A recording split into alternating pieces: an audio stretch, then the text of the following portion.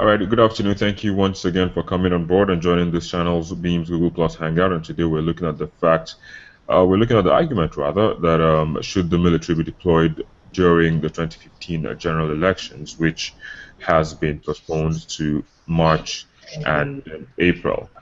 Well, to begin this, first of all, I'd like to welcome those who are on the Hangout. First, we have Ujo Oladeko. You're calling from Kaduna. Thanks for coming. We Yeah, have thank Sonny you. Kiri, who's calling from the United Arab Emirates in Dubai precisely also. Thanks for calling. And we have Adiola Amal, who is calling from Krasnodar in Russia. Guys, thank you all for coming on board. But just like they say, during football matches, yeah, you like to give the home advantage. So Ojo, you are here in Kaduna, Nigeria, just like me in Lagos. I'll give you the home advantage. What do you think? Should the military be deployed? If yes, why? And if no, why?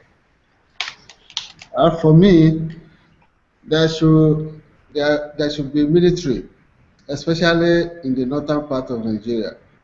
When I hear people talk about general election and they say there should be no military, I wonder if those people have ever lived in the northern part of Nigeria. I live in Kaduna, and we know what we experienced in 2011.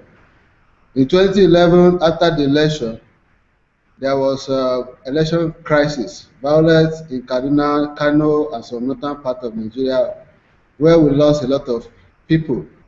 I wonder how people, whether people have forgotten the number of coppers that died in Bauchi during the last 2011 election.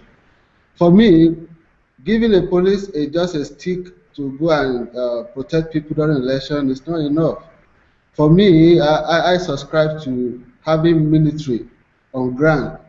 And not even that, I will subscribe to situation whereby in the northern part of Nigeria and some flashpoint in the south part of Nigeria, there should be curfew immediately after the election.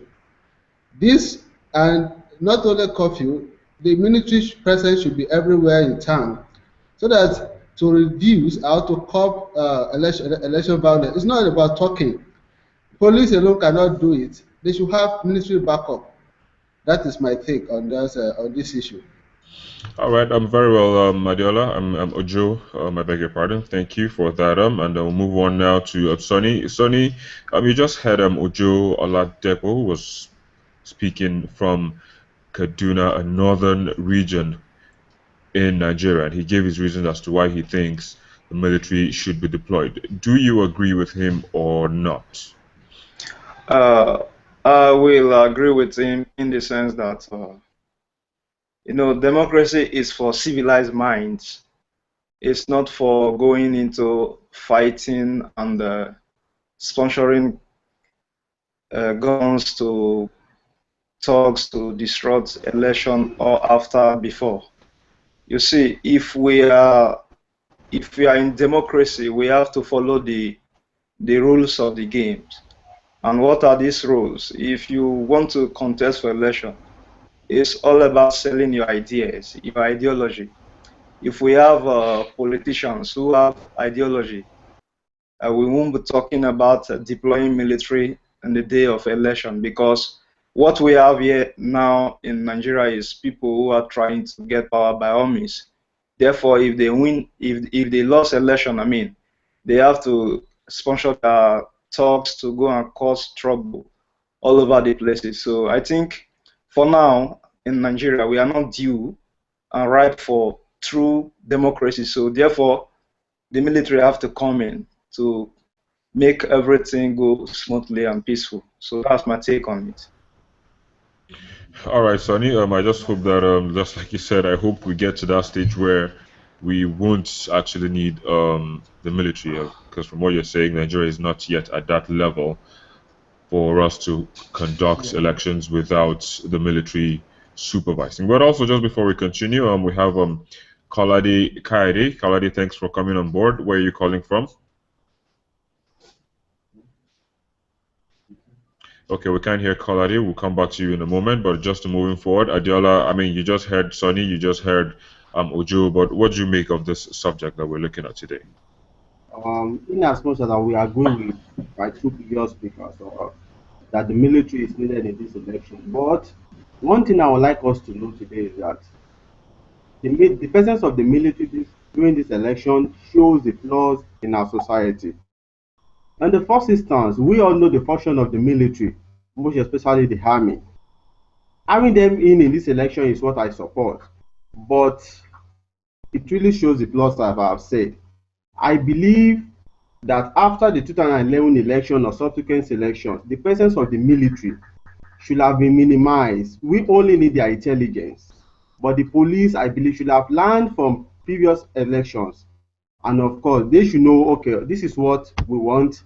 This is the way we want to go about it. They should have learned from situations from previous elections. So they should have gotten the technical know-how, adopted the manpower and the skills needed for the election. So for me, 2015 should just be the last time that we should allow the military to participate in our elections. Thank you. All right, 2015 should be the last time we should use the military. But Ojo, let me come back to you now. Going by what Adiola just said, he believes that by 2015, or he believes that after the elections in 2011, there are certain measures that could have been put in place to curb or to even remove the fears that people are having now. And while some call for this, and that would have even erased the arguments over whether military should be deployed. Do you agree with him? Do you think there are things that should have been done, or you just think it's a societal problem that should have been curbed right from time? Yes, I agree with Adiola on growing into democracy. As today, as far as Nigeria is concerned, we are still at a nursery stage of this our democracy. But I believe that if we see 2011, 2015 now, this year election, by the time we have the election and after the election, we are able to equip our police and also empower them to be able to defend and protect the electorate during the election. This morning, I listened to the chairman of National Human Rights Commission saying that since this election for like 2 months now, 22 police have died. Imagine that. Just for election campaign, just on campaign alone, we have lost 22 police. And if that means that we have a lot to do in empowering and equipping our police. For us in the northern part of Nigeria, and for me, the presence of military give us confidence a lot during election. Seeing them around alone give us a lot of confidence to go into the polling unit and vote. I remember what happened in 2011 when people discovered that there was no military presence. Some people decided not to come out. But by the time they discovered that military men are around, they came around and they were able to cast their votes and do necessary things. So for me, if like Adiola said, maybe after 2015, the government should do more in equipping our police, train them more on how to protect the people, and equipping them, not only giving them a stick, like I said at that time, to protect the people who are fully armed with machete and gun during election. Thank you very much. All right, Ojo. Let me now come forward. Sonny, let me come to you on this. So, what could be the problem? Is it that the police are not? Because if you look at the constitutional obligation of these two military parastatals, if you look at it, they have their own roles defined. The military is supposed to protect the territorial integrity of this country, while the police should keep peace within the country. But what could be the reason? Why is it that people don't have, so to speak now, confidence in the ability of the police to perform their duty?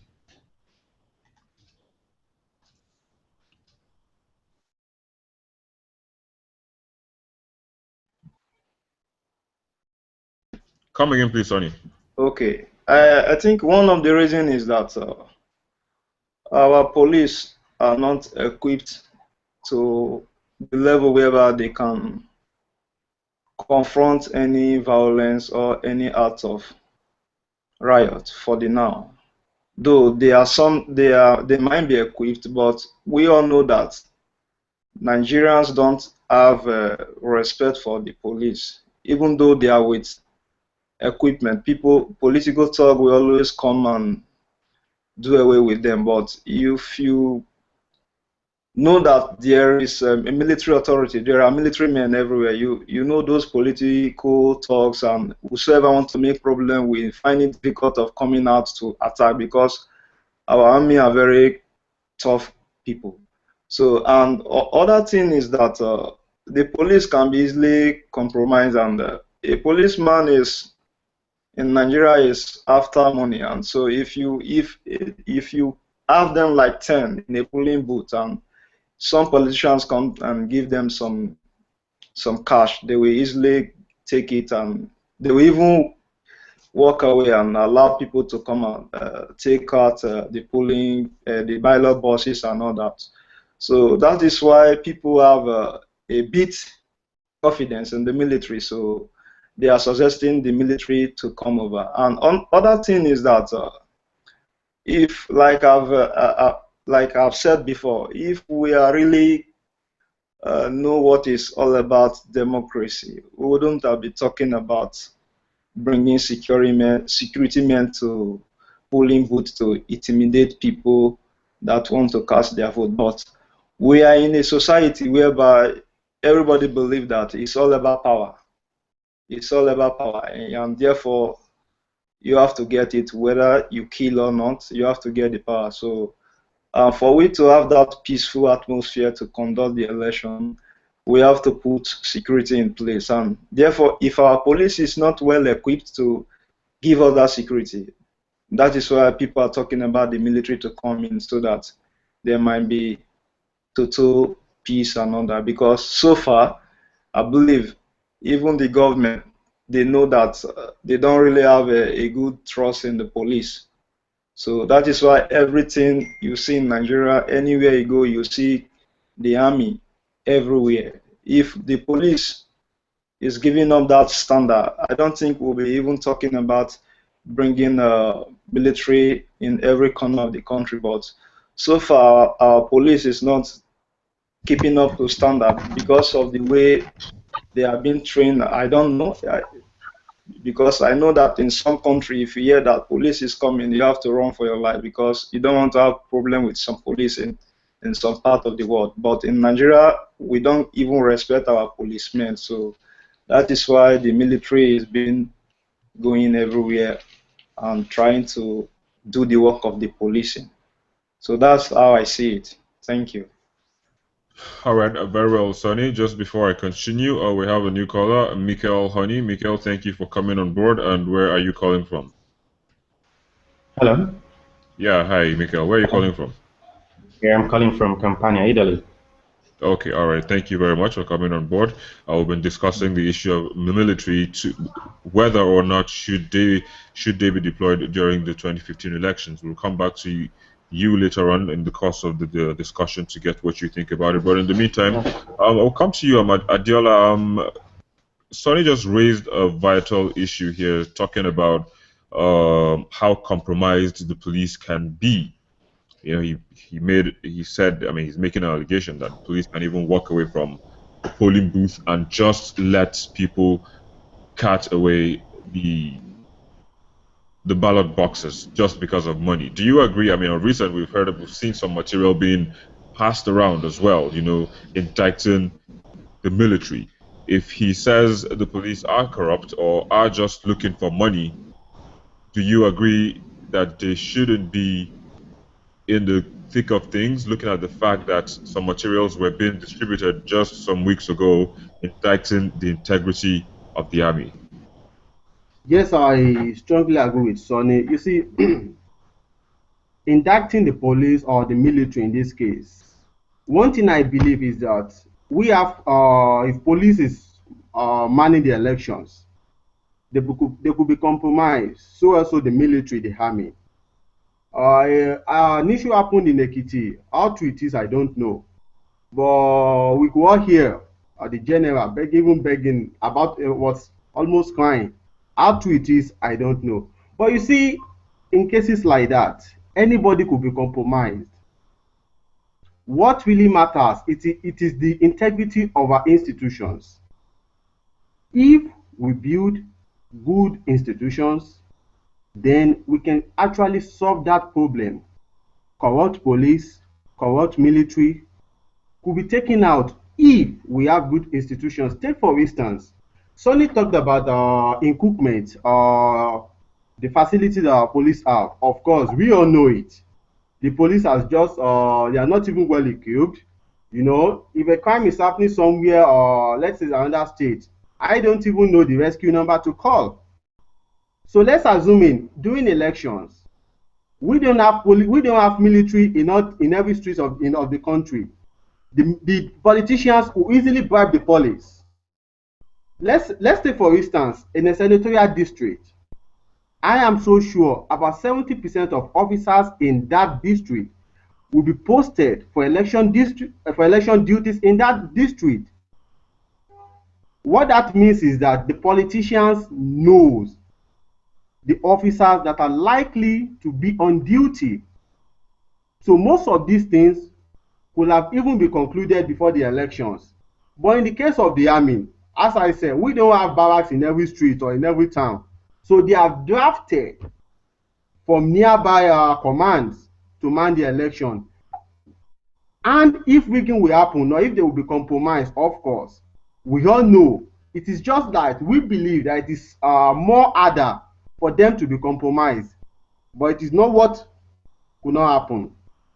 Thank you.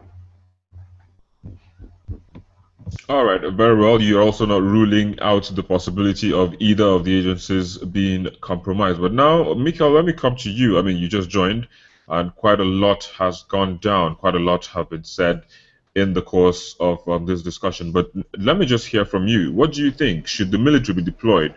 Why? If yes, why? And if no, why? For me, can you hear me? Sure, I can. Go ahead. Hello. Yeah, For me, I think the military should be involved in the forthcoming election, but with a condition. What are the conditions? First, I think the military should come out to clear his name and what is really going trending, or the Pizzagate stuff, where we could vividly perceive a military man doing some sort of a racketing with civilians. In fact, on media, we have seen that some of the actors involved actually accepted to have said some portions of things. And the truth is that if you know a little bit about media, you cannot detach a part of someone's voice from another. All those things were actually together. So if they had accepted a portion of this thing that was said, then it is, I can say by 95% that every other thing that were projected in that tape should be taken seriously and should be thoroughly investigated. Whether the man that leaked the video is around or not, I think it is very, very important. But as for using the military, we should not actually play down for this exam. Sorry, for this election. But much more importantly, the last speaker talked about building the institution. One thing that is very, very germane to the success of this election is using a card reader. I don't see how a country would want to build this institution when they have spent so much money and time and energy on putting the card reader in place so that the election process could be optimized. And some people somewhere would be saying, do not use this card reader, discard it and all that, even when INEC had come online on TV and television to show how this thing works. I think if this card reader is used, obviously, even if the military wants to do anything funny, or the police or whosoever, I want to believe that to a very reasonable extent, these things will be checked because there will be records after the election as to how many people actually got the accreditations done. So you need men to actually real surface on ground to do the rigging if the card readers are used. So that is my submission for now. Okay, very well. If you're talking about card readers, that's probably like thing that will go down during the elections. But we'll come back to that. But just in moving forward, Ojo, it's clear now. It's an established fact that all of you want the military to be deployed during the elections. But let me just ask, what do you think will happen if the military? Why do you think the military should be deployed? If they're not deployed, what will happen?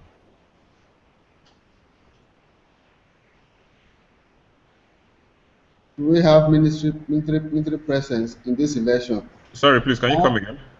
I want to say that not only should we have the military presence, the army on ground during the election, I want to also add to it that there should be air surveillance during the forthcoming election. Now, this is democracy. We know that there should be freedom, but we are still growing, like one of us mentioned the other time. And I want to also add that there should be air surveillance in some flashpoints, in some areas where we have experienced pre-election violence in some states. You saw what happened in Okrika, and that is just a tips of what is going to come on March 28th and April 11th. And the reason why I am saying that military should be part of this is that we have seen cases like what happened in Okrika. We all saw it, and also in some states where we have already, even during the primary election in some political party, we saw what happened in some primary election.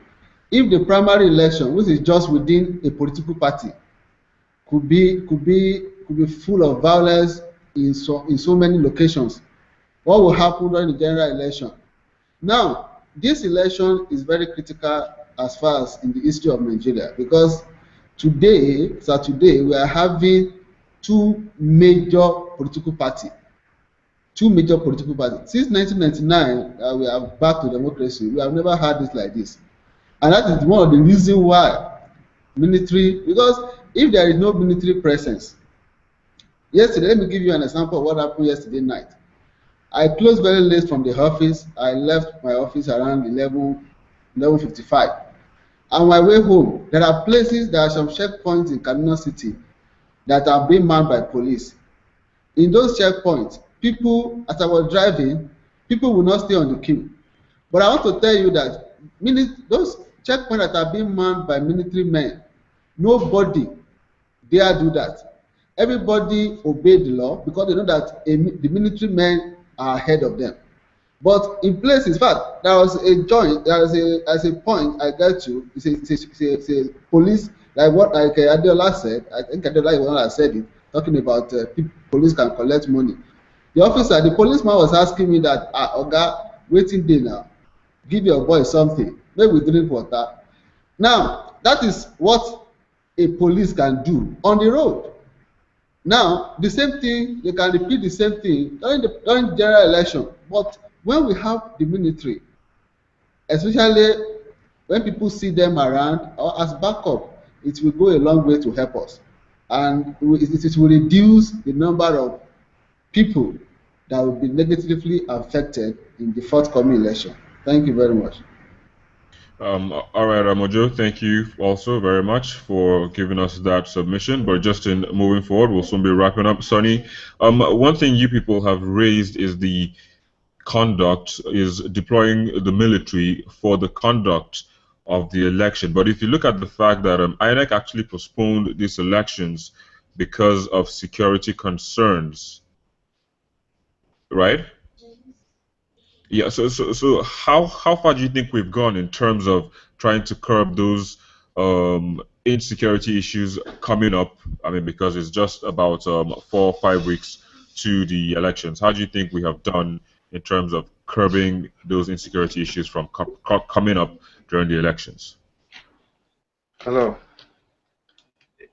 Yeah, I think so far, for what we've been hearing in the news, the army, they are making a lot of progress, and I believe before the date of the election, they might be able to do a lot of improvement in the area of making everywhere safe and safe for people to go out and cast their vote. So I think for that they are making some improvements. So I also pray that before that time there might be a little bit for people to go out free, walk around and cast their vote. So I believe with what they are doing that, and also what we are hearing in the news, they are making improvement. We don't know if that election we are being conducted back in February 14. We don't know what might be happening in Nigeria by now. So it's good that they postpone the election to that very date, and I believe by then those areas that they think they are lacking the security and all that, they might be able to put a bit of stability in those areas for people to go out and cast their vote. I think that's what I have to say for now. Thank you. All right, still staying with that. Adiola, do you share in Sonny's optimism? Yes, I agree with what he said, what he has just said. But for me, you see, if the election has taken place on February 14th, we don't know. We are only insinuating or guessing or something like that. That okay, might have ended like this. But for me, postponing the election has been, let's say, good, because so far the military has been able to record some progress, good or success against Boko Haram. But let us take a look at this. At the moment, we can say that the fire is no more burning, but the charcoal is still hot. You know, the coal. After every fire, you still have the coal. The coal is also hot, and that could cause some, at least, some degree of damage. That could actually do some degree of damage. I agree that with the way it's going, after that 6 weeks, I have the feeling that the northeastern part of the country will be safe enough for elections, but another part of the country, of course, it's quite good. I think the atmosphere for election is quite okay. Thank you.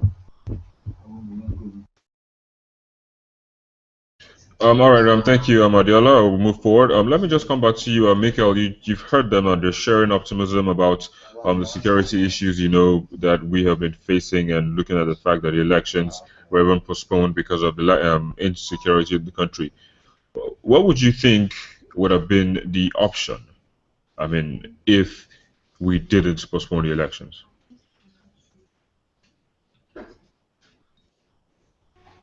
Hello? Yeah, go ahead now. The answer is very straightforward.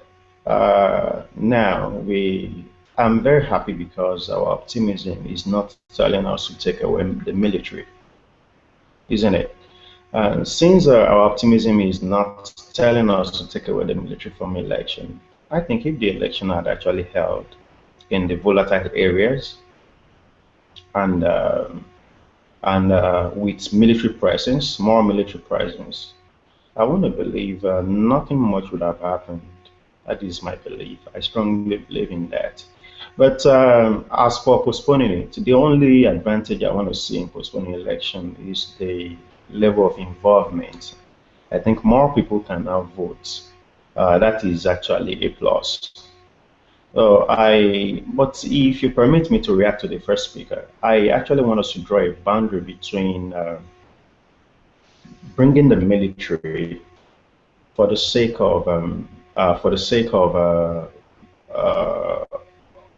free and fair election, or for the sake of an election that is devoid of malpractice. No, that is not the real reason.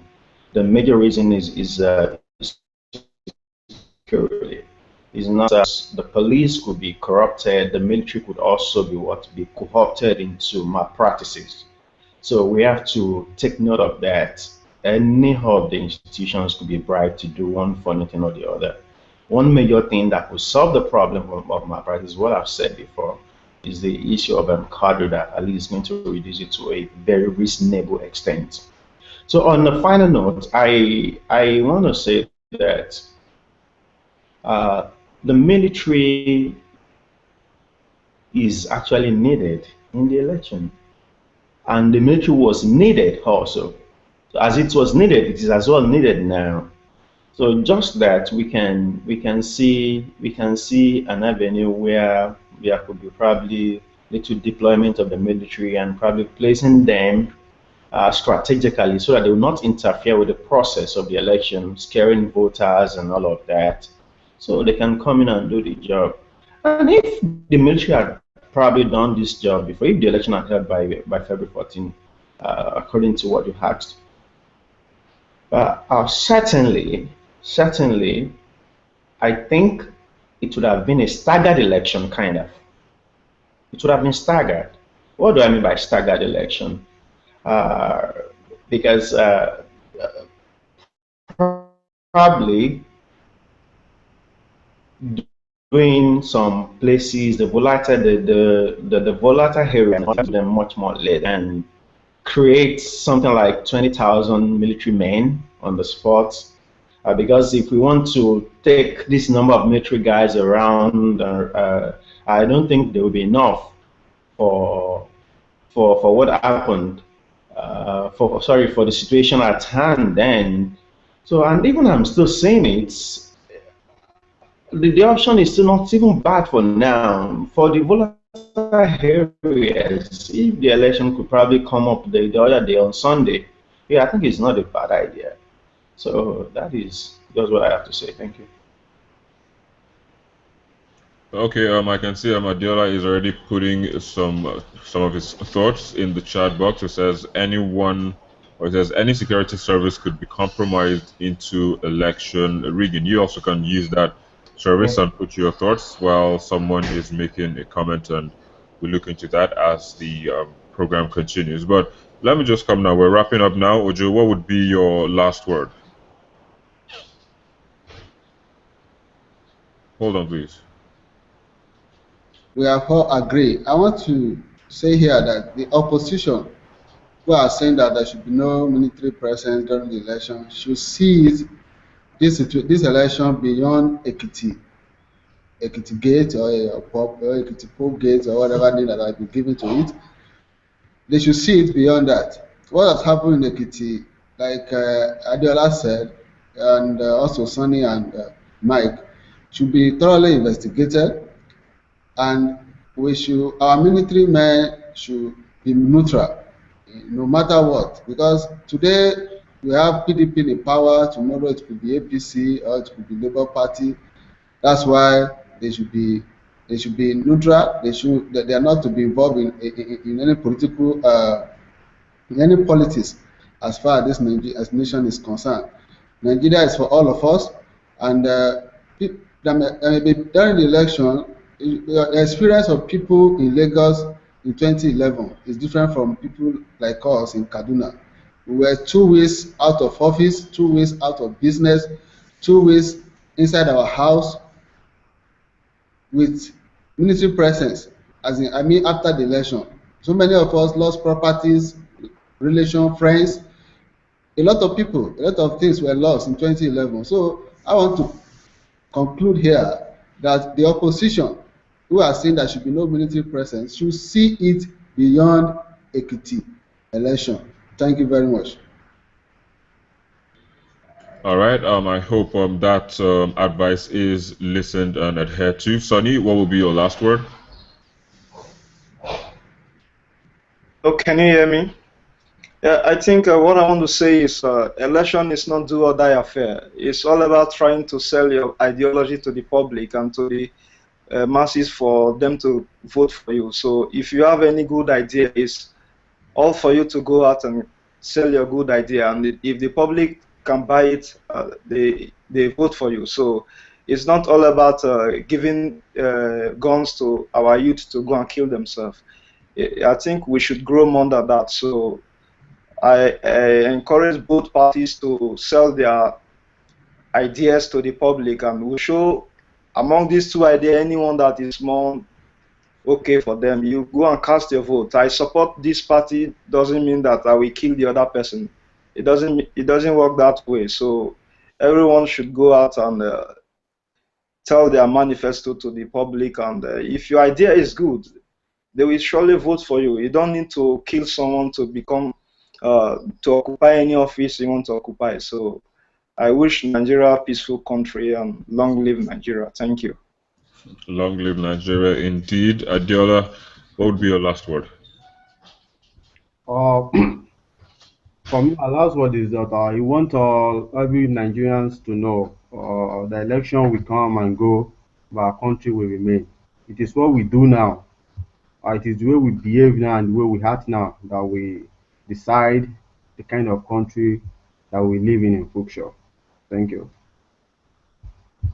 All right, thank you, Adiola. But just before we wrap, Michael, you came in late and you said not as much as the three previous speakers said, but I believe you also have something to say just in wrapping up, and then before then we'll go back to the chat box because I can see something coming up there, and then we'll look into that before we close. So, Michael, what will be your last word?